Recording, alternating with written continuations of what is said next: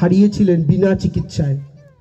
বাবার এমন রোগ হয়েছিল, বাবাকে চিকিৎসা করাতে পারেননি, লোকে দৌড়ে দৌড়ে ঘুরেছেন, সাহায্য পাননি।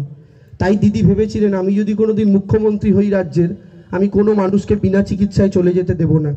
তাই স্বাস্থ্যসাথীর কার্ড আনলেন। কিন্তু কার্ডটা মায়েদের নামে কেন করলো জানেন? জানেন তার একটা গুরুত্বপূর্ণ কারণ আছে। আচ্ছা, বহু মা বাবা তো এরকম আছেন যাদের একমাত্র কন্যা সন্তান একটাই, তাকে বিয়ে দিয়ে দেওয়ার পর সেই মা বাবা তো একা হয়ে যান তো। এখন সেই মা বাবার যদি বয়সকালে অসুস্থ হয়, তখন তাকে কে দেখবে? তার চিকিৎসার দায়িত্ব কে নেবে? তাই দিদি কি ঠিক করলেন, বাড়ির মেয়েদের নামে স্বাস্থ্যসাথীর কার্ড হবে। আর এই প্রকল্পটা কি বলে? প্রাইভেট হসপিটাল বা নার্সিংহোমে 5 লাখ টাকা অবধি চিকিৎসা। বাড়ির মেয়েদের নামে এই কারণেই হলো যে বাড়ির মেয়ের নামে এই কার্ডটা হলে এই কার্ডের সুবিধা যেমন মেয়ের নামের জন্য তার শ্বশুর শাশুড়ি পাবে, তেমন এই মেয়ের নামের জন্য তার বাপের বাড়ির বাবা মাও এই একই কার্ডের সুবিধা পেতে পারে।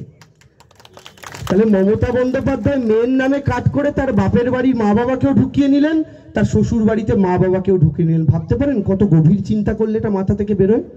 আর তৃতীয় প্রকল্প মেয়েদের জন্য সবচেয়ে বড়, লক্ষ্মীর ভান্ডার, যেটা আরেকটা কারণ মায়েদের এত ভিড়ের। হাসি দেখেছেন? এখন এই লক্ষ্মীর ভান্ডার দিদি কেন করলেন আমি আপনাদের বলি। ছোটবেলায় আমাদের বাড়িতে নিয়ম ছিল জানেন তো, দুপুরবেলা খেতে ঘুমোতেই হবে, নাহলে মা খুব ঠ্যাঙাতো, ঘুম পাড়াতো জোর করে। এবার মায়ের পাশে শুয়ে আছি, মায়ের পাশে বাবা, দুপুরবেলা ঠিক এরকমই টাইম ঠিক 5টা 5:30 বাজে, শুনতে পাচ্ছি জানলার বাইরে ঘন্টির আওয়াজ হচ্ছে। জানলাটা দিয়ে আস্তে আস্তে উকি মেরে দেখলাম ঝালমুড়ি যাচ্ছে। মাকে বললাম, ও মামা 2 টাকা দাও না, ঝালমুড়ি কিনে খাবো। আমি অবাক হয়ে দেখলাম আমার মা আবার আমার বাবার দিকে ঘুরে বাবাকে বলে, কি গো 2 টাকা দাও না, ছেলেটাকে দিই, ছেলেটা ঝালমুড়ি খাবে। আর আমার মায়ের ওপর খুব রাগ হলো, কারণ আমার বাবা খুব আমায় ঠেঙাতো। তো মাকে বললাম, মা আমি তোমার কাছে পয়সা চাইছি, তোমার কাছে না থাকলে বলে তো আমি দেবো না, তুমি আমার বাবার কাছে চাইলে কেন? বাবা যদি আমার বকে। সেদিন আমার মা আমায় একটা কথা বলল, বাবু রে, আমি তো ঘরের বউ, আমি টাকা পাবো কোথায়? তোর বাবা যদি দেয় সেটাই তো আমার পয়সা। সেদিন ছোট ছিলাম, বুঝিনি, বড় হয়ে বুঝলাম অনেক ছেলে মেয়ে অনেক কঠিন কঠিন চাকরি করে, অনেক পরিশ্রম, কিন্তু পৃথিবীতে মায়ের চাকরির চাইতে কঠিন চাকরি আর কিছু হয় না। কিন্তু এই চাকরি এমন চাকরি যার কোনো মাইনেও হয় না। মায়েরা যে পরিশ্রম বাড়িতে দেন, ওই পরিশ্রম যদি কোনো কোম্পানিতে গিয়ে যেতেন, মাসে 20,000 টাকা মাইনের চাকরি হতে পারত। কিন্তু মায়েরা সন্তান পালন, স্বামীকে দেখা, শ্বশুরকে দেখা, শাশুড়িকে দেখা, এত কাজ একসাথে করেন, কিন্তু তারও কিন্তু কোনো মাইনে হয় না। আমি সেদিনকে আমার মায়ের কথাটা বড় হয়ে বুঝতে পেরেছিলাম। কিন্তু সেদিনকে আমার মাকে আমার বাবার থেকে 2 টাকা চেয়ে তবে আমায় দিতে হয়েছিল। আজ 1-1.5 মাস আগের কথা, আমি রাস্তা দিয়ে যাচ্ছি একটা মিটিংয়ে, গাড়িটা দাঁড় করিয়েছি চা খাবো বলে চায়ের দোকানের সামনে। চায়ের দোকানটার ঠিক পাশে একটা আইসক্রিম কাকু দাঁড়িয়ে, একটা মা যাচ্ছে তার ছোট্ট বাচ্চা, তার সাথে বাচ্চাটা মায়ের আঁচল টেনে বলছে, ও মামা 10 টাকা দাও না, একটা কাপ আইসক্রিম খাবো। মাকে দেখলাম সেই মা তার আঁচল খুলে বার করে, আঁচল থেকে 10টা টাকা বার করে ছেলের হাতে দিয়ে কি বললো জানেন? বলল, এই টাকাটা কিন্তু আমি তোর বাবার থেকে নিয়ে তোকে দিইনি, এটা তোর মায়ের নিজের টাকা, লক্ষ্মীর ভান্ডারের টাকা নেই, তোকে দিলাম। এইটা হচ্ছে আত্মসম্মান, বাংলার মায়েদেরকে যেটা মমতা বন্দ্যোপাধ্যায় দিয়েছেন। কেন খুচরো খরচের জন্য আপনি হাত পাতবেন? কেন খুচরো খরচের জন্য আপনাকে চিন্তা করতে হবে? জানি 500 টাকায় কিছু হয় না, জানি 1000 টাকায় কিছু হয় না, সোনার উপর কেনা যায় না, কিন্তু এই ছোট ছোট শখগুলো তো পূরণ করা যায়। এটার কথা কেন সিপিএম এর বাবুরা এতদিন ভাবেননি? এটার কথা কেন বিজেপির বাবুরা এতদিন ভাবেননি? আর কেন মমতা বন্দ্যোপাধ্যায় এটা ভাবলেন জানেন? তার একটা কারণ আছে। অনেকে বলেন মমতা ব্যানার্জি কেন টালির চালের বাড়িতে থাকে, দিদি তো নাটক করে। অনেকে বলেন, দেখবেন সিপিএম বিজেপির লোকেরা বলে না, কেন থাকে জানেন? দিদি তো মুখ্যমন্ত্রী, দিদি চাইলেই নিজের বাড়িটা পাকা করে নিতে পারতেন, কিন্তু তাও করেননি, আজও টালির বাড়িতে থাকেন। তার একটা কারণ আছে, এবং কারণটা খুব সহজ। মায়েরা দাদারা, আমরা যারা আমাদের বাড়িতে দুপুরবেলা বা রাত্রিবেলা ঘুমোই, আপনি যদি বালিশে মাথা রেখে ঘুমান, আপনার চোখটা কোন দিকে থাকে? আপনার চালের দিকে থাকে না? বাড়ির থাকে তো। যার টালির চালের বাড়ি, তার চোখটা কোন দিকে থাকবে? তার টালির দিকে। দিদি সারাদিন নবান্নে পরিশ্রম করার পর রাত্রিবেলা যখন তার ওই টালির চালের বাড়িতে ঘুমান, বালিশে মাথাটা দেন, দিদির চোখটা থাকে নিজের বাড়ির টালিগুলোর দিকে, আর ওই টালির দিকে তাকিয়ে তিনি নতুন কোনো প্রকল্পের কথা ভাবতে ভাবতে যখন ঘুমান, তখন ওই টালির নিচে বাস করা মানুষগুলোর যন্ত্রণার কথা ভাবতে ভাবতে ঘুমোতে পারেন মায়েরা, দাদারা। তাই মমতা বন্দ্যোপাধ্যায় টালির চালের বাড়িতে আজও থাকেন। এই টালির চালের বাড়িতে যদি থাকেন বলেই যে সিপিএম এর সময় আমরা স্কুলে গেলে এক বাটি খিচুড়ি দিয়ে বাড়ি পাঠিয়ে দিত, সেই মমতা বন্দ্যোপাধ্যায় আজকে স্কুলের বাচ্চাগুলোকে সপ্তাহে একদিন মুরগির মাংস খাওয়াচ্ছেন, ডিম খাওয়াচ্ছেন। গর্ব হয় ভাবতে মায়েরা। আমরাও তো সিপিএম এর সময় স্কুলে পড়েছি। কেন আজকে আমাকে আমার বাবাকে কিনে দিতে হয়েছিল একটা স্কুলে যাওয়ার জন্য সাইকেল? কেন স্কুলে যাওয়ার জুতো মোজাটা আমাকে আমার বাবাকে কিনে দিতে হয়েছিল? কেন স্কুলে যাওয়ার ড্রেসটা আমাকে আমার বাবাকে কিনে দিতে হয়েছিল? আজ আমার ছোট ছোট ভাই বোনগুলোকে দেখি যারা দিদির আমলে স্কুলে পড়ে, স্কুলের জুতো মোজা বই টেস্ট পেপার এমনকি স্কুলে যাওয়া সাইকেলটাও আজকে তাদের বাবা মাকে খরচা করতে হয় না। বাংলার মা মমতা বন্দ্যোপাধ্যায় সেই দায়িত্বটা গ্রহণ করে নিয়েছেন। এটা ভাবলেই মহিলার পাশে আমরা দাঁড়াবো না?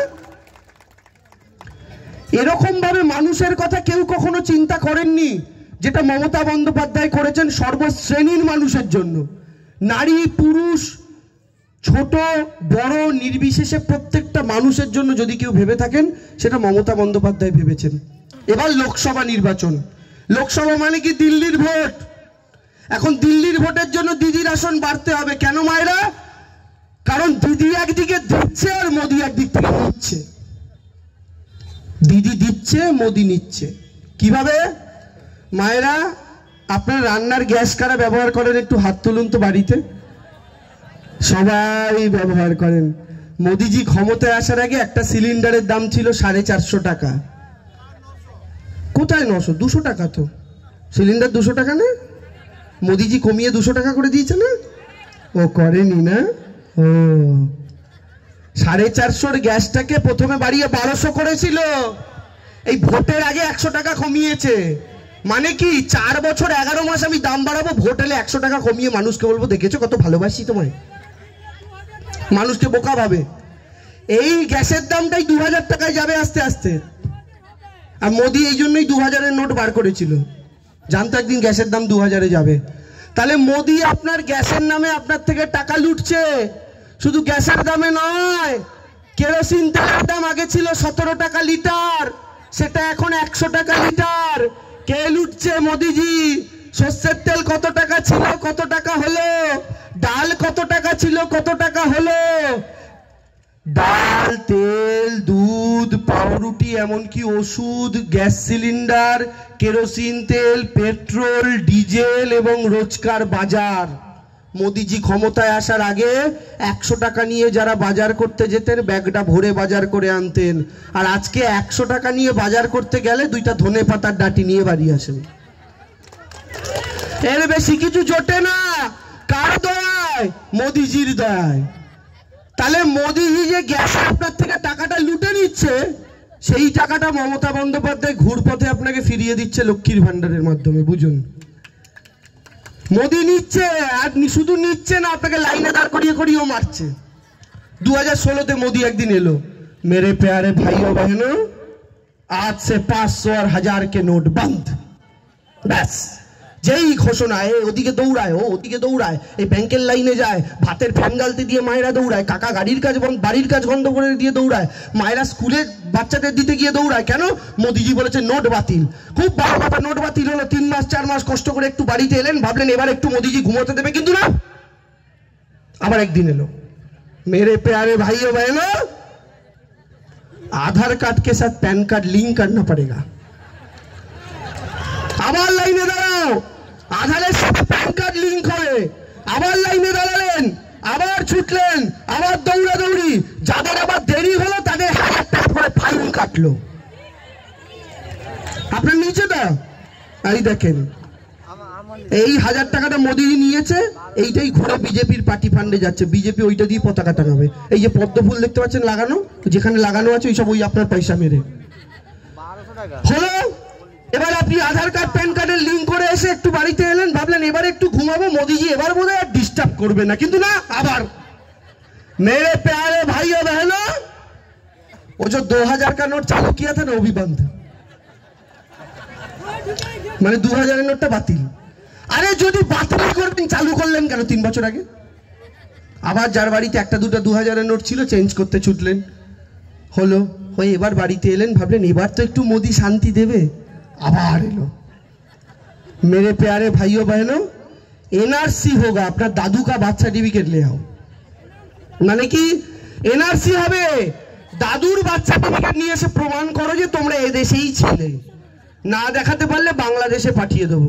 আমি আমার বাবাকে গিয়ে বললাম, বাবা বাবা বার্থ সার্টিফিকেট, দাদুর বার্থ সার্টিফিকেট লাগবে। বাবা বললো কি হবে? আমি বললাম মোদি বলেছে নাহলে বাংলাদেশে পাঠিয়ে দেবে। আমার বাবা আমাকে বলছে, ওরে তোর বাবারই বার্থ সার্টিফিকেট নেই, বাবার বাবার কোথা দিয়ে পাবো? তাহলে আমাদের কি বাক্স পেটে গুছিয়ে যেতে হবে বাংলাদেশ?